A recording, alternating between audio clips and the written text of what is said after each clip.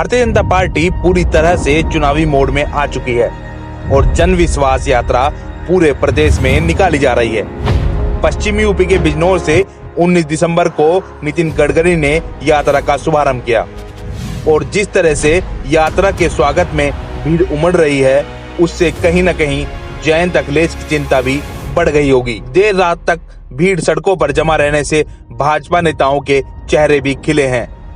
20 दिसंबर यानी सोमवार को यात्रा का प्रवेश मुजफ्फरनगर जिले में हुआ और यहां पर भीड़ और बढ़ गई। सांसद संजीव बालियान, भाजपा के क्षेत्रीय अध्यक्ष मोहित बेनीवाल समेत कई बड़े चेहरे रथ पर सवार थे। कार्यकर्ताओं का उत्साह विपक्षियों की टेंशन को बढ़ाने वाला रहा। अहम यह भी रहा कि रास्ते में जितने भी जाट बाहुल्य गांव पड़े, उनमें भी खूब और जोरदार तरीके से स्वागत किया गया। वेस्ट यूपी में संजीव बालियान भाजपा के सबसे बड़े चेहरे हैं। दरअसल जयंत चौधरी को वेस्ट यूपी से इस चुनाव में बड़ी उम्मीद है।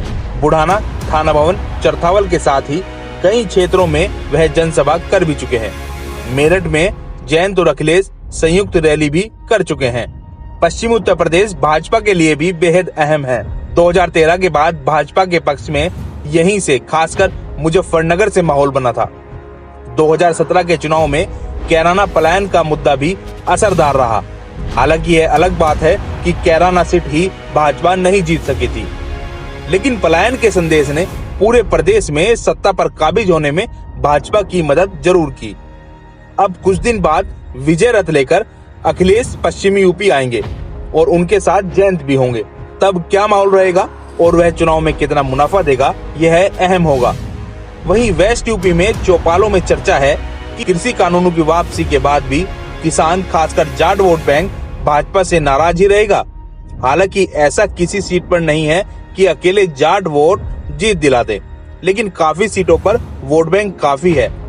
भाजपा के लिए उत्साहजनक बात यह है कि वेस्ट यूपी में अन्य समाज जैसे कश्यप, वैश्य, ब्राह्मण, राजपूत आदि अधिक संख्या में भाजपा के साथ खड़े दिखाई दे रहे हैं। अगर जाट वोट बैंक में थोड़ी सेंध लगाने में भाजपा कामयाब रही तो 2017 के मुकाबले बहुत अधिक नुकसान यह नहीं होगा।